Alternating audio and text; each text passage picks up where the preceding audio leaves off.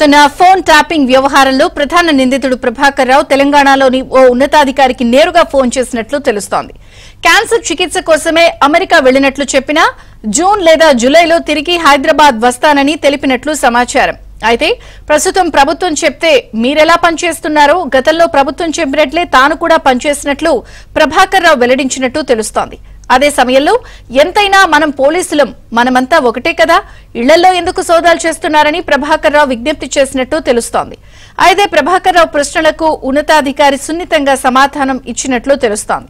ఏదైనా చెప్పాలనుకుంటే అధికారిక మెయిల్కు పూర్తిగా సమాధానం ఇవ్వాలని సూచించడంతో ఎలాంటి సమాధానం చెప్పకుండా ఫోన్ కట్ చేసినట్లు తెలుస్తోంది.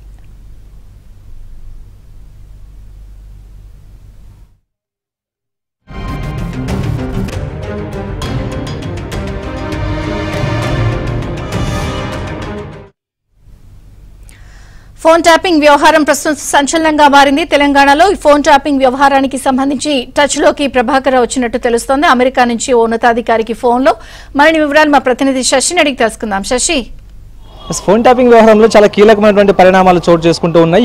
ఇప్పటికి వరకు ఈ కేసులో ప్రణీత్ రావు చాలా కీలకంగా వ్యవహరించాలంటూ కూడా అంతా భావించారు. కానీ ప్రణీత్ రావును కస్టడీలోకి తీసుకుని 7 రోజుల పాటు విచారించిన తర్వాత ఇందులో ప్రభాకర్ రావు పాత్ర చాలా కీలకమంటూ కూడా భావించారు. అయితే ప్రభాకర్ రావు గతంలో ఎస్ఐబికి మాజీ చీఫ్ గా వ్యవహరించారు. సో ప్రభాకర్ రావు ఇచ్చినటువంటి ఆదేశాల మేరకే ప్రణీత్ రావుతో పాటు తిరుపతి అన్న అలాగే భుజంగరావు వ్యవహరించినట్టుగా కూడా ఇప్పటికే చాలా స్పష్టంగా తేటతెల్లమైంది. ఇందులో భాగంగానే గతంలో నమోదు చేసినటువంటి ఎఫ్ఐఆర్ ఏదైతే ఉందో ఎఫ్ఐఆర్లో కేవలం ప్రణీత్ రావు పేరును మాత్రమే చేర్చారు. కానీ ఫోన్ ట్యాపింగ్ వ్యవహారంలో నమోదు చేసినటువంటి ఎఫ్ఐఆర్లో ఇప్పుడు ఏవన్గా ఎస్ఐబి మాజీ చీఫ్ ప్రభాకర్ రావును చేర్చారు. ఎప్పుడైతే ఈ ఫోన్ ట్యాపింగ్ వ్యవహారం మీద దర్యాప్తు మొదలైందో ఈ కేసు అంతా కూడా తన మెడకు చుట్టుకుంటుందంటూ కూడా భావించినటువంటి ప్రభాకర్ రావు ఇక్కడ నుంచి విదేశాలకు వెళ్లిపోయారు. చెన్నై మీదుగా అమెరికాకు వెళ్ళినట్టుగా పోలీసులు ఇప్పటికే నిగ్గు తెలిచారు. మరోవైపు ప్రభాకర్ రావు నివాసంలో కూడాను పంజాగుట్ట పోలీసులకు సంబంధించినటువంటి ఒక బృందం సోదాలు నిర్వహించింది. ఈ సోదాల సమయంలో కొన్ని పత్రాలను కూడా స్వాధీనం చేసుకున్నట్టుగా కూడా తెలుస్తోంది. అయితే ఈ రోజు అంటే ప్రభాకర్ రావు ఒక పోలీస్ శాఖలో ఉన్నతాధికారికి టచ్ లో వచ్చినట్టుగా కూడా తెలుస్తుంది. ప్రస్తుతం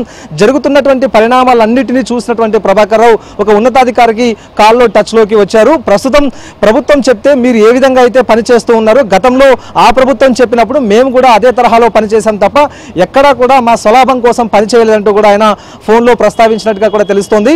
మనమంతా పోలీసులు ఒక కుటుంబానికి సంబంధించినటువంటి వ్యక్తులుగా ఉండాల్సినటువంటి మనం ఇళ్లలో సోదాలు చేయడం ఏంటి అన్న అంశాల గురించి కూడా ఆయన ప్రస్తావించినట్టుగా తెలుస్తోంది. నేను ఎక్కడికి కూడా పారిపోలేదు, కేవలం తనకు ఆరోగ్యం సహకరించకపోవడం, మరోవైపు క్యాన్సర్ చికిత్స కోసం తాను అమెరికాకు వచ్చినట్టుగా కూడా ఆ పోలీస్ ఆఫీసర్తో ప్రస్తావించినట్టుగా కూడా తెలుస్తోంది.